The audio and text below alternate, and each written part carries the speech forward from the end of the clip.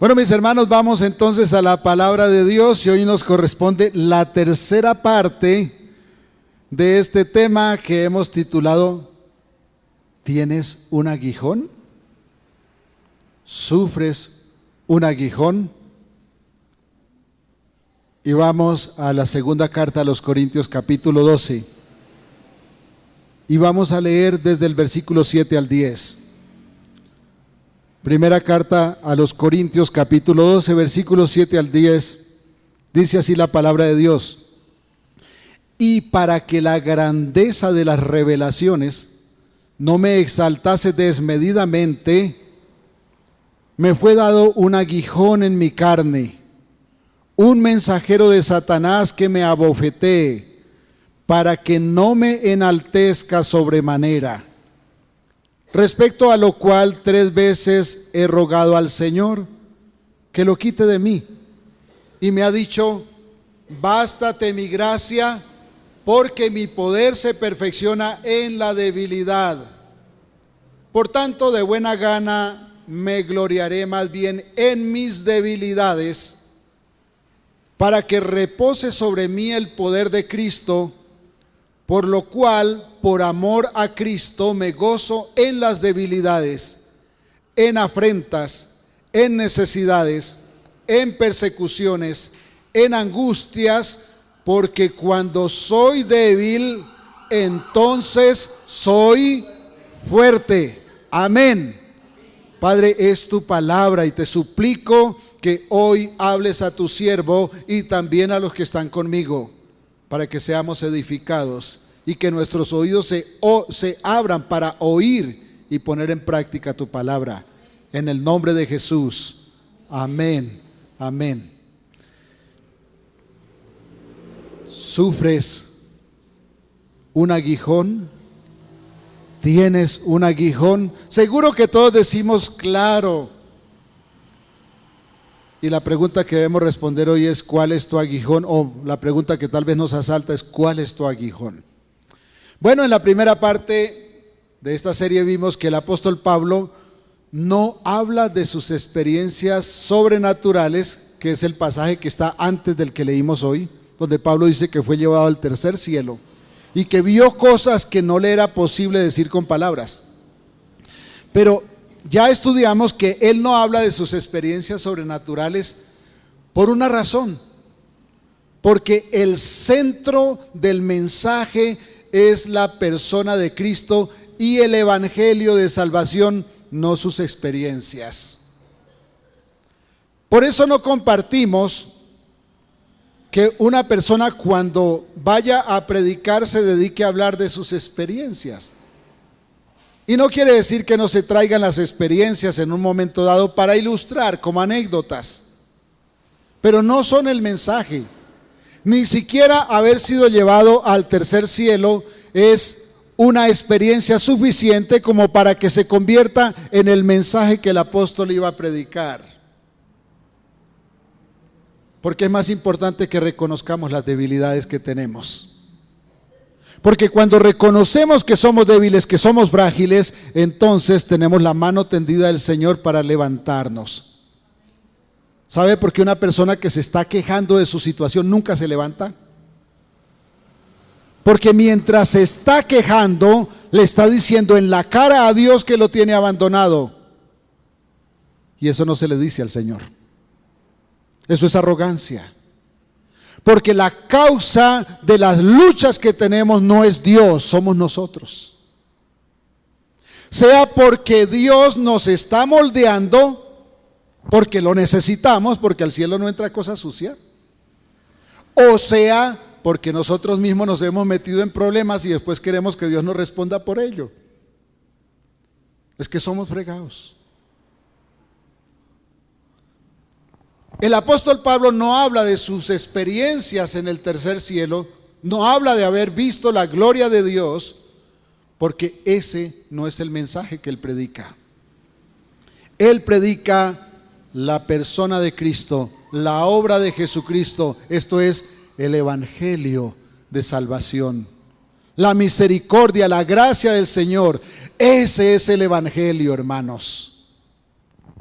En la segunda parte aprendimos que Dios muchas veces dice no, que le pedimos algo y Él responde no. ¿Y por qué responde no a nuestras peticiones?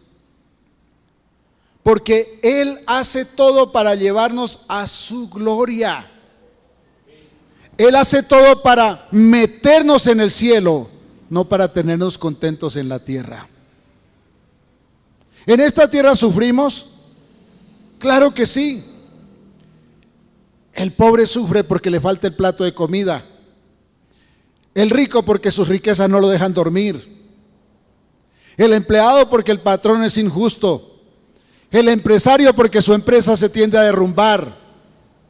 Todos tenemos una historia que contar. Todos. Pero Dios no nos puso en la tierra con el objetivo de tenernos contentos en la tierra, aunque disfrutamos en esta tierra cuando no somos rebeldes. Pero ese no es el objetivo.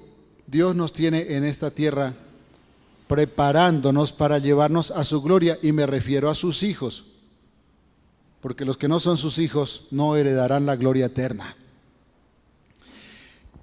Incluso en el pasaje que leímos y que lo mencionamos el domingo antepasado, hablamos de que el Señor permite que un mensajero de Satanás nos abofetee algunas veces. Y esto es para formar nuestro carácter, para aprender a confiar en que Él siempre hace lo mejor. Es decir, para que aprendamos a no quejarnos de las circunstancias y al contrario decir, como decía Job, Él me lo dio todo, Él me lo quitó, de todas formas sea su nombre bendito. Amén. Recordemos que mencionamos que del pasaje inicial salen 3 lecciones. Ya mencionamos cuáles son las 2 primeras, que Dios envía aguijones para evitar que nos engrandezcamos, de eso hablamos, ¿no? Para evitar que nos crezcamos, entonces Él nos manda aguijones. Y aprendimos que muchas pruebas son enviadas por el Señor para nuestro bien. Y el segundo punto que analizamos es que Dios muchas veces responde que no a nuestros pedidos. Así que hoy vamos a mirar la tercera parte, la tercera lección que sale de este pasaje. ¿Y cómo vamos a llamar esa tercera lección? Escuche, debemos aceptar con gusto que Dios se glorifique aún en aquello que nos duele. Debemos aceptar con gusto que Dios se glorifique aún en aquello que nos duele. Y quiero preguntarle, ¿qué le está doliendo hoy? Hay cosas que duelen más que una muela. Y estoy hablando de algo que duele fuerte, ¿no? Hay cosas que duelen más que una muela. Y es lo que aflige nuestro espíritu. Esta semana he estado en consejería con una joven que tenía su valía por el piso. No se preocupen, está al otro lado del charco, por allá en Europa, así que ustedes no saben de quién estoy hablando. Tenía su valía por allá en el piso. Y cuando uno tiene su valía en el piso, uno siente que todos los demás lo utilizan, y a veces es verdad. Porque cuando uno tiene su valía por el piso, se regala por nada. Y en este mundo está lleno de aprovechados. En mi tierra decían que papaya puesta.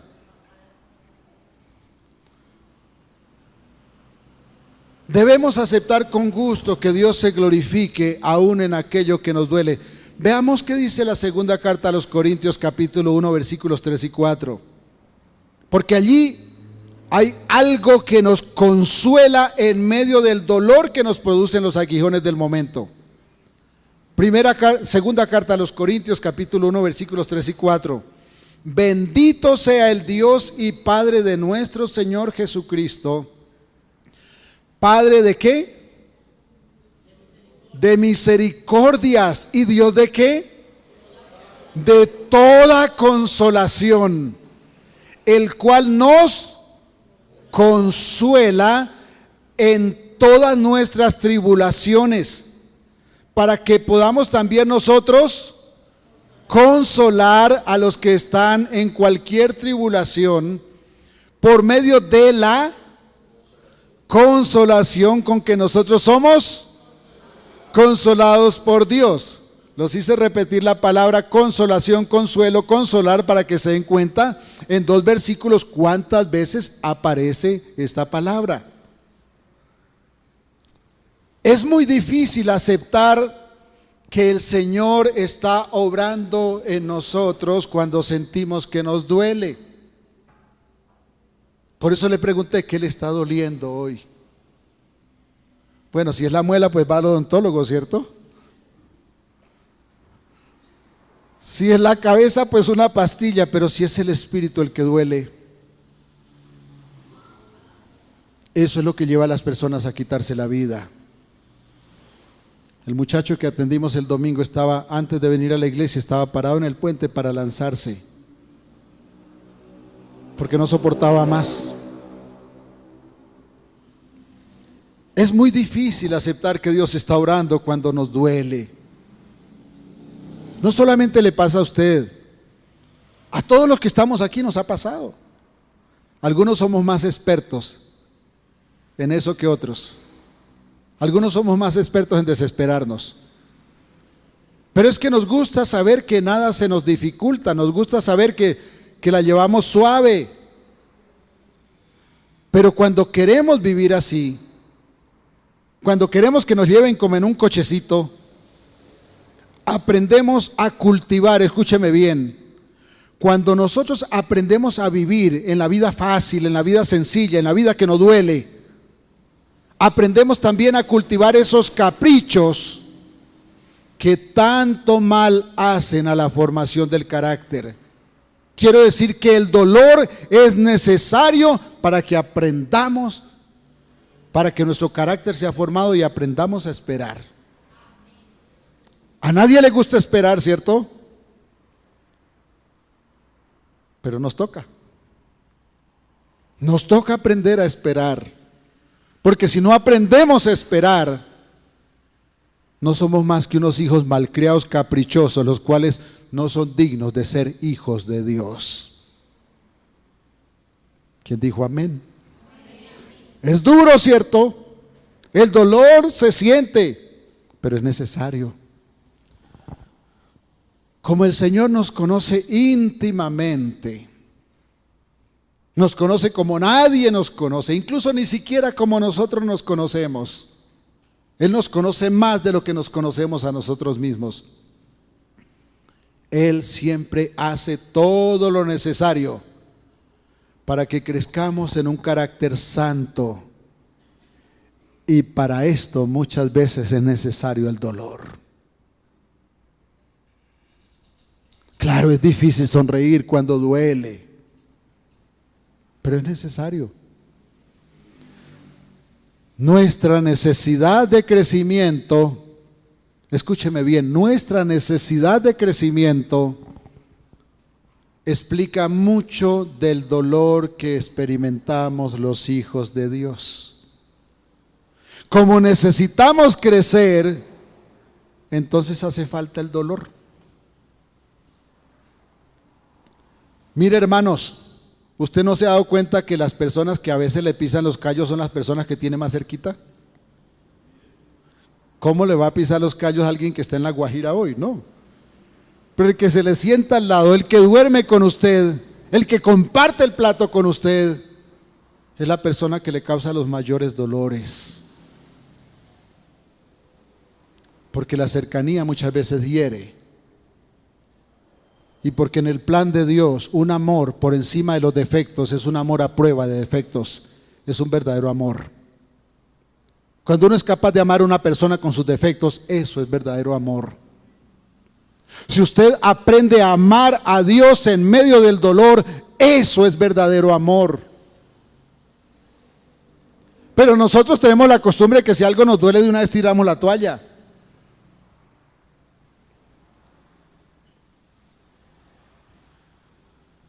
Claro, a veces hay cosas, ¿no? Esta semana me llamó también de por allá de lejos, del sur del país, una mujer que a su esposo ya lo han multado varias veces por amenazar a la mujer y ya no tiene miedo.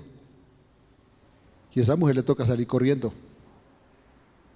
porque cualquier día la mata. Es que por allá multan a la gente cuando el esposo hace amenaza a la esposa, la multan.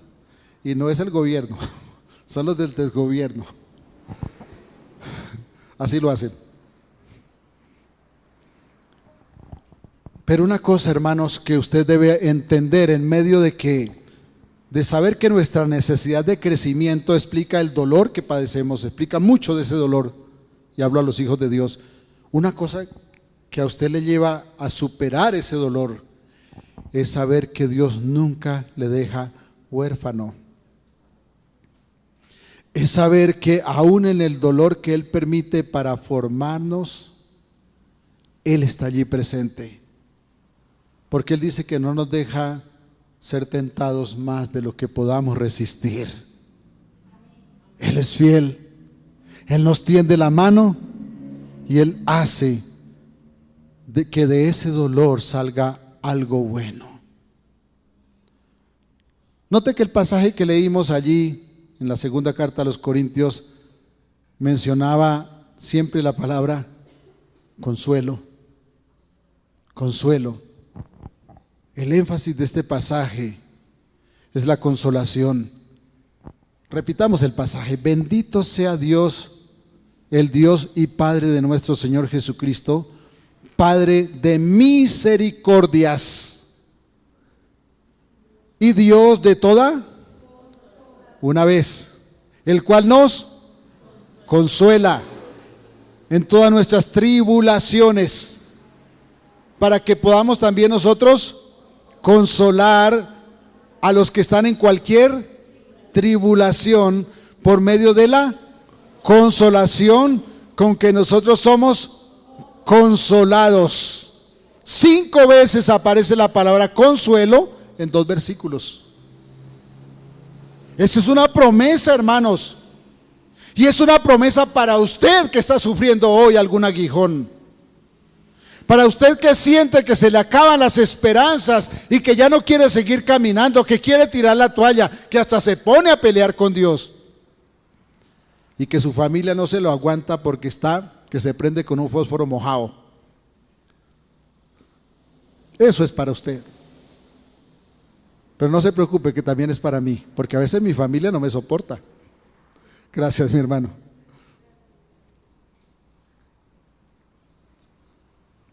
Eso es para usted, eso es para mí, eso es para los hijos de Dios. Aquí en solo 2 versículos aparece 5 veces la palabra consolación.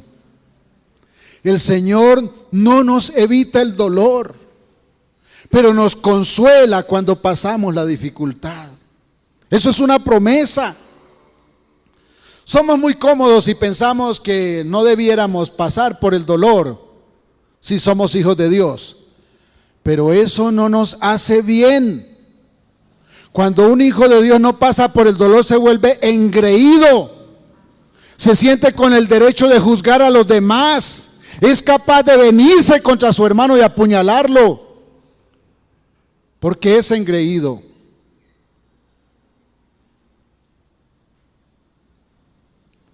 A los niños no se les da leche toda la vida. La Biblia dice que se les da la leche materna 2 años.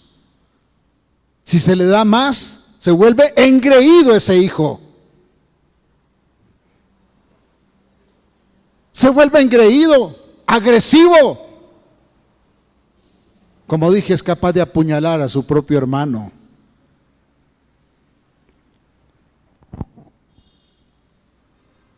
Al contrario, dije que no pasar por el dolor no nos hace bien, pero salir triunfantes en la dificultad sí nos hace bien porque nos hace fuertes. Salir victoriosos del dolor nos hace fuertes y nos prepara para la próxima prueba que vendrá, porque siempre vendrán más pruebas. Estamos viejitos. Bueno, yo no estoy tan viejito, no, yo no tengo canas porque la que nace se cae, Pero llega uno a viejito y no deja de estar luchando.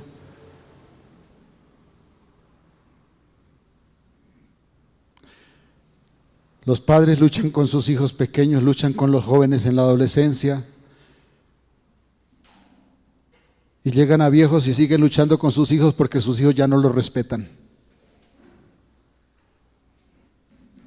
Salir triunfantes de la dificultad nos hace fuertes y nos prepara para la próxima prueba. Veamos algo bien importante del pasaje. La palabra consolación, que se traduce del griego en este pasaje, no significa dar alivio o reducir el dolor. No nos equivoquemos. Quiere decir dar fortaleza para soportar el dolor. No quiere decir quito el dolor, sino doy fuerza para que el dolor no lo derribe. El gran teólogo del siglo XX y del siglo XXI, John Stott, decía que esa palabra significa mejor renovar las fuerzas a través del aliento. Es decir, es recibir fuerzas para poder soportar. No para resignarse uno, porque el que vive resignado vive muriéndose, hermanos. Es para vencer. Porque uno puede vencer hasta el dolor, y cuando uno vence el dolor duele menos. Es mucho más honroso ser fuertes en el dolor y vivir bien a pesar del dolor que vivir tranquilos porque no entramos nunca en dolor. No se trata de resignarnos a sufrir los azotes que recibimos, no. Nuestro Padre no quiere vernos sufrir con resignación, esa no es la idea del Señor. Se trata de que aprendamos a comprender y aceptar en cada proceso el propósito santo de Dios.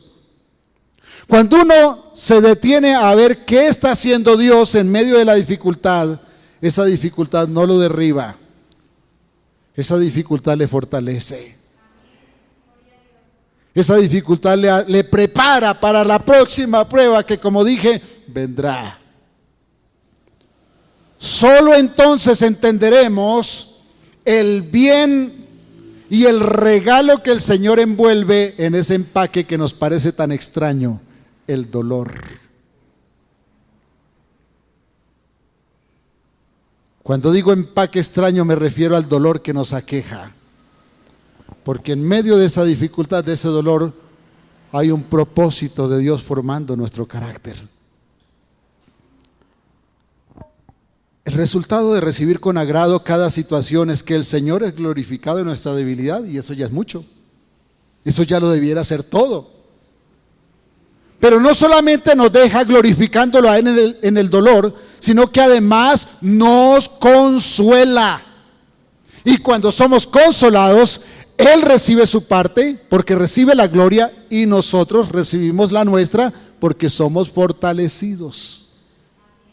Somos edificados, somos formados, y entonces cuando allá se pase lista, a mi nombre yo feliz responderé. Amén.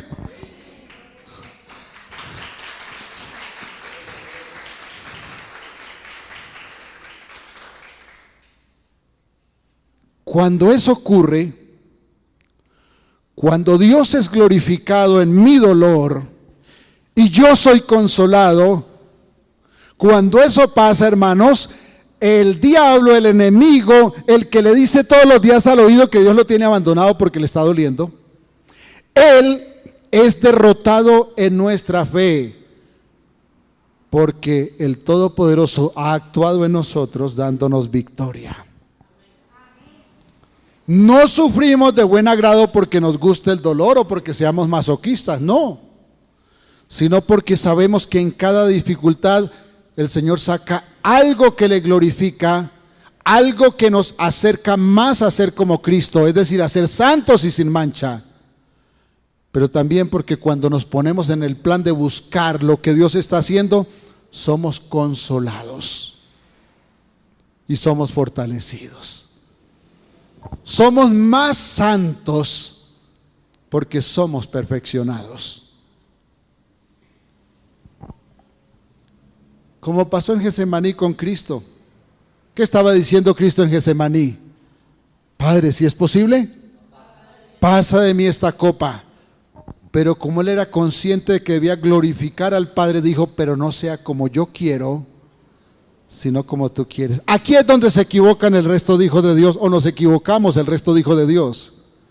Porque en vez de decirle, no sea como yo quiero, sino como tú, le decimos, si no me quitas esto me pongo bravo, te hago pataleta. Así como el niño se va a la tienda y le hace pataleta a la mamá porque no le compra bombombuno o yogur. Así somos. Dios fortaleció a Pablo en el dolor de su aguijón, pero no lo libró de él. ¿Qué le dijo? Bástate mi gracia, porque mi poder se perfecciona en la debilidad. El Padre envió ángeles para confortar a Cristo en Getsemaní. La misión de los ángeles no era librarlo del dolor. La misión fue darle fortaleza para soportarlo. Porque el Padre le dijo, no, tienes que ir a la cruz. Y cuando le dijo tienes que ir a la cruz, estaba pensando en Lorena, porque le dijo, tú sabes que yo amo a Lorena y quiero verla libre de su dolor. Quiero verla libre. Quiero ver a Miguel levantado espiritualmente, aunque todavía no se haya levantado esa silla.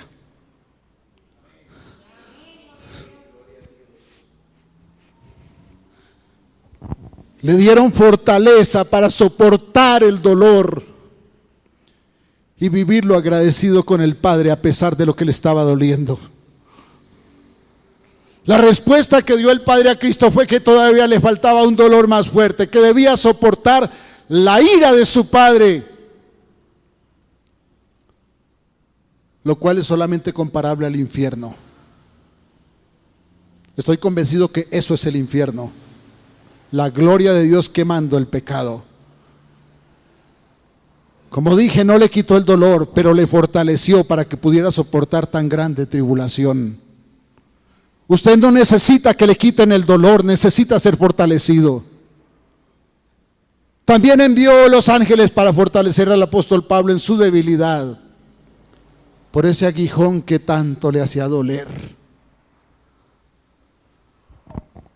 John Stott, el teólogo que mencioné, murió hace unos años. Habla del aguijón de Pablo con estas palabras. Dice, Pablo alababa a Dios por su infinita provisión de fortaleza para ayudarnos a seguir adelante y levantarnos en toda ocasión. Es que si usted espera que Dios le quite el dolor, no se fortalece, luego no está listo para el próximo dolor, que como dije siempre vendrá.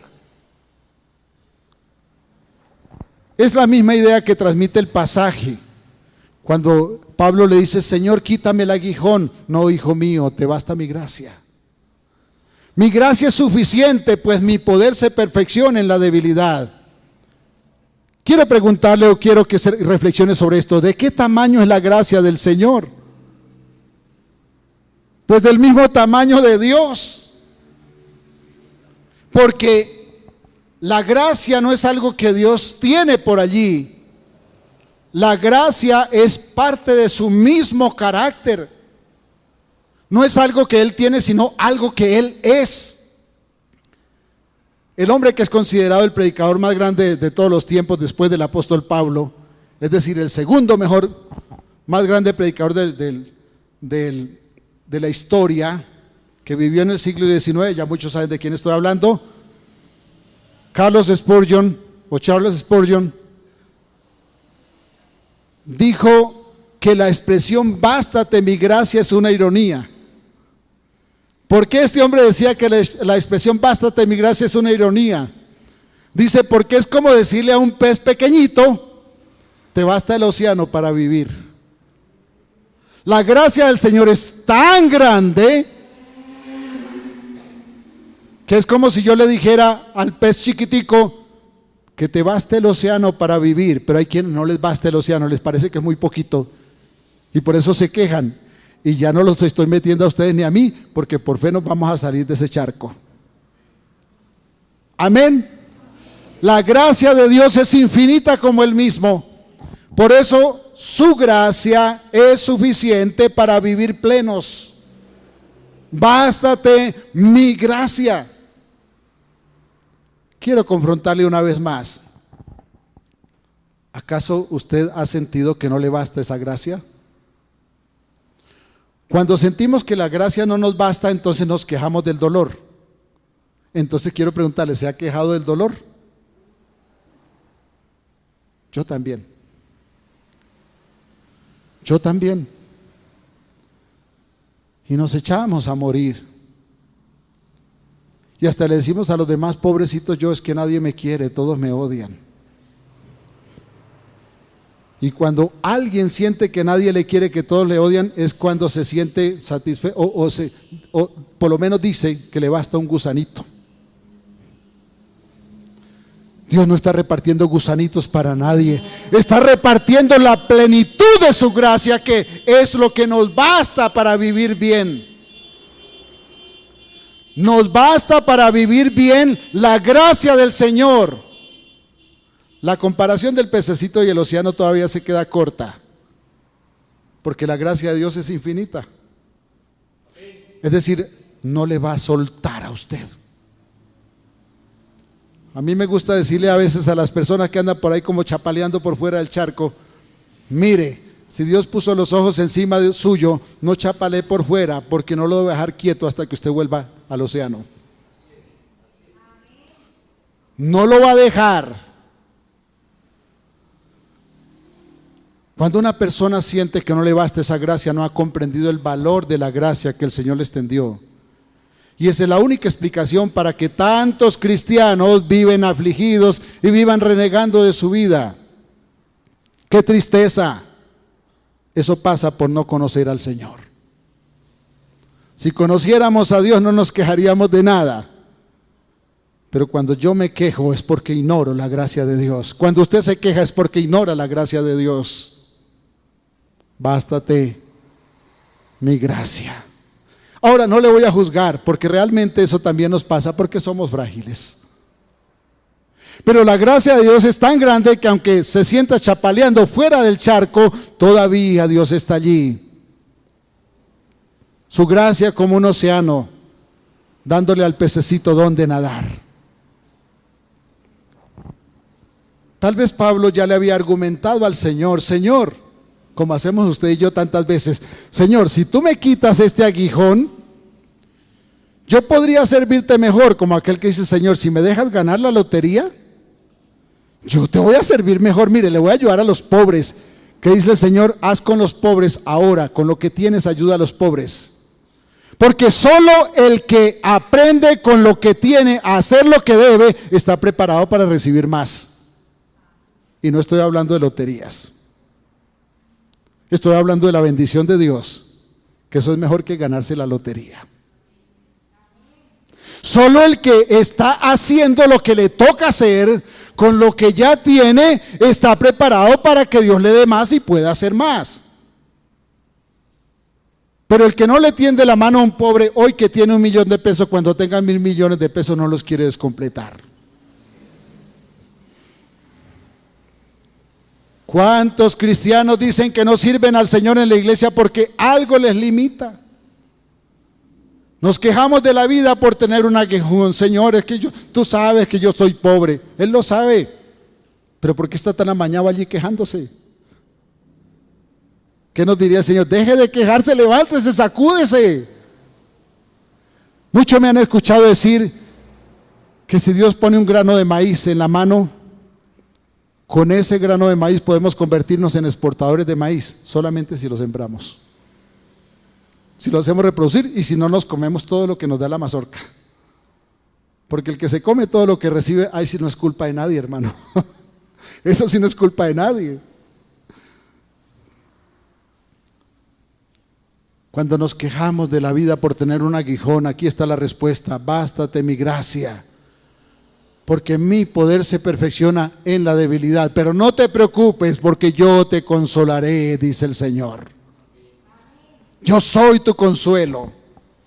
Yo soy tu provisión. Déjeme confrontarle una vez más. ¿Usted tiene un aguijón? ¿Cuál es su aguijón? ¿Cuál es su aguijón?